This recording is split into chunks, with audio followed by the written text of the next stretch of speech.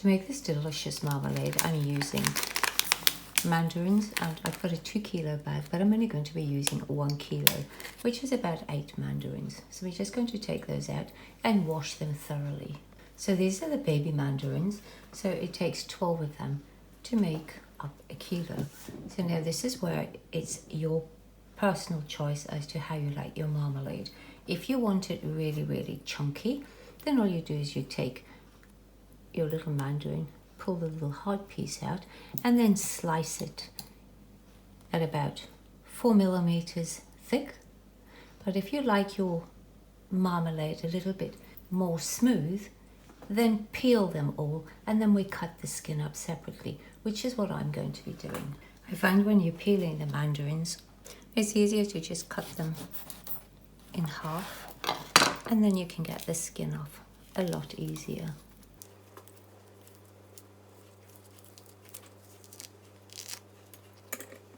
And then just slice them down the middle, so it makes it easiest to stack for slicing.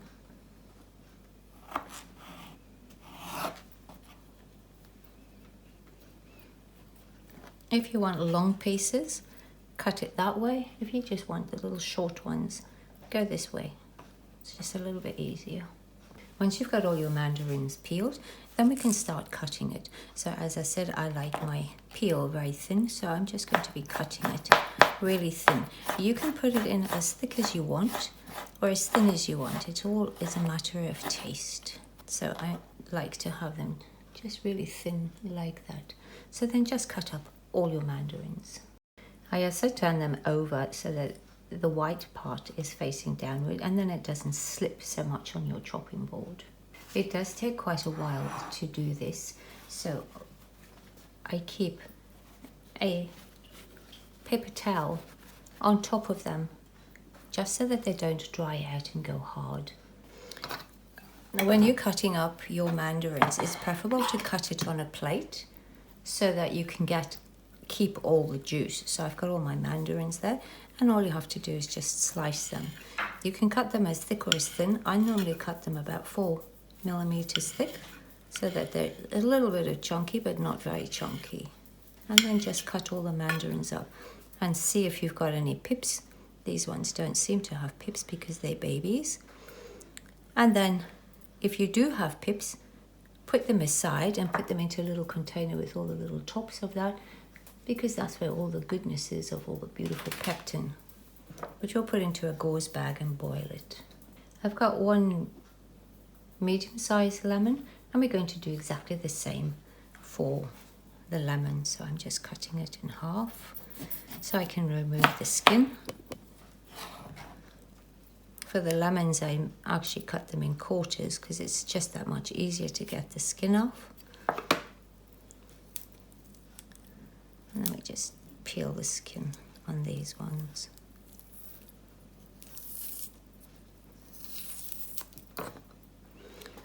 And cut them up the same way as we did for the mandarin. I've got a 5-litre pot. So the bigger pot that you can use, the better, because this does tend to bubble quite a lot and you don't want it bubbling over. So to my pot, I'm adding 1 litre of water. And then we're going to add the mandarin and the lemon that I sliced up.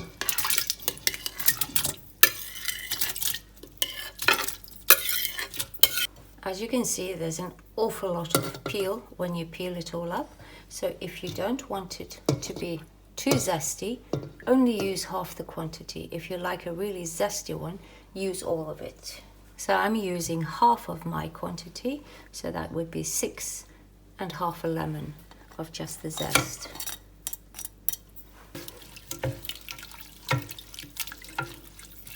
And then we're going to bring that to the boil. The mandarins have started boiling now, and now we're going to turn the heat down and then simmer it for 45 to an hour. So we're going to simmer on low heat. We're waiting for the marmalade to cook. I'm just washing and sterilizing my bottles. I wash them with hot soapy water. All my bottles are washed, and now I'm going to put them into the oven to dry them. I've got my shelf set so that I've got a drip tray at the bottom.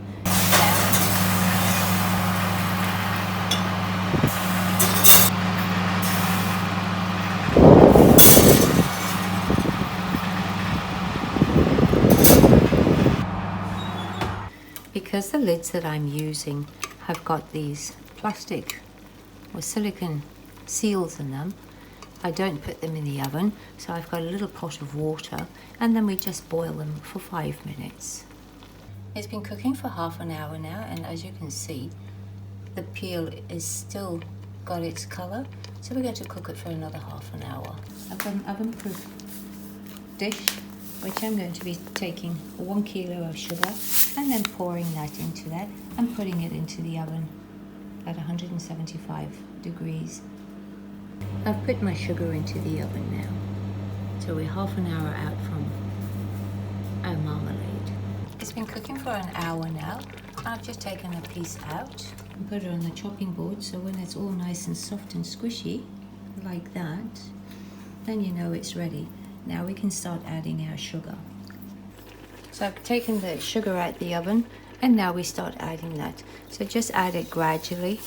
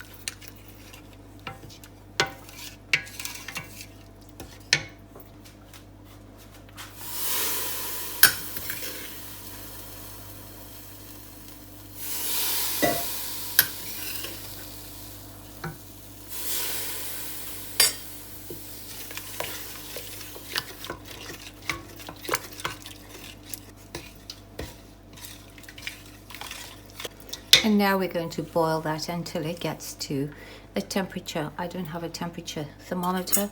It should, if you've got one, to 105 degrees. But if not, I'll show you how to test it if you don't have a thermometer. It's been boiling for about 5 minutes. So now I'm going to just check to see if it's done. So just take a bit of the liquid and pour it onto a cold plate and let it cool down a bit. If when you touch it, it's sort of like wrinkles, then you know that it's done. So this one is not done yet because it's still a clear flowing liquid, as you can see. So we cook that a little bit longer. Thought it'd be easier to see on a white plate, so I've taken a bit out to test it.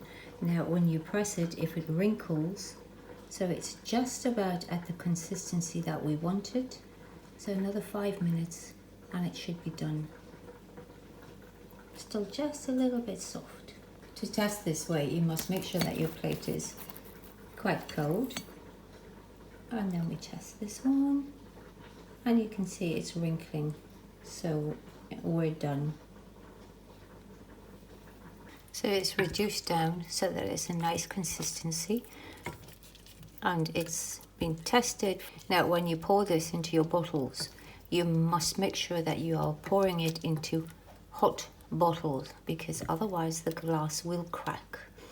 And you can't pour this into plastic bottles. They have to be glass bottles. I've got my glass bottle next to the stove, so now we can put the mixture in.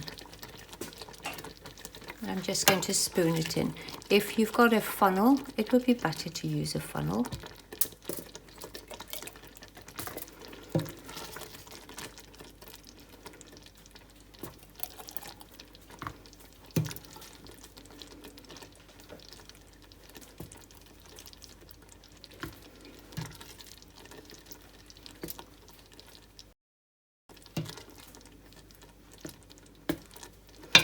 And you want to leave it, the whole neck open at the top. While the jam is still hot, you must seal it immediately. And then put that aside to cool. When it cools, you will hear a pop of the sound of the lid going down, and that's when it's sealed. If you don't hear that sound, you haven't closed it properly. Once your marmalade has cooled down, you can print out some labels and put them on. So I'm just writing mine, and I've just written what it is, the Mandarin Marmalade. And it's advisable to write the date so that you know the shelf life of it.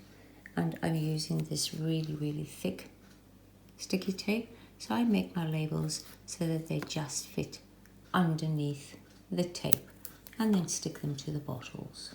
My Mandarin Marmalade is all finished now, and now this particular one you can store for up to 12 months in a cool, dark place. Once you open them, you must refrigerate them, because these ones don't have any preservatives in them.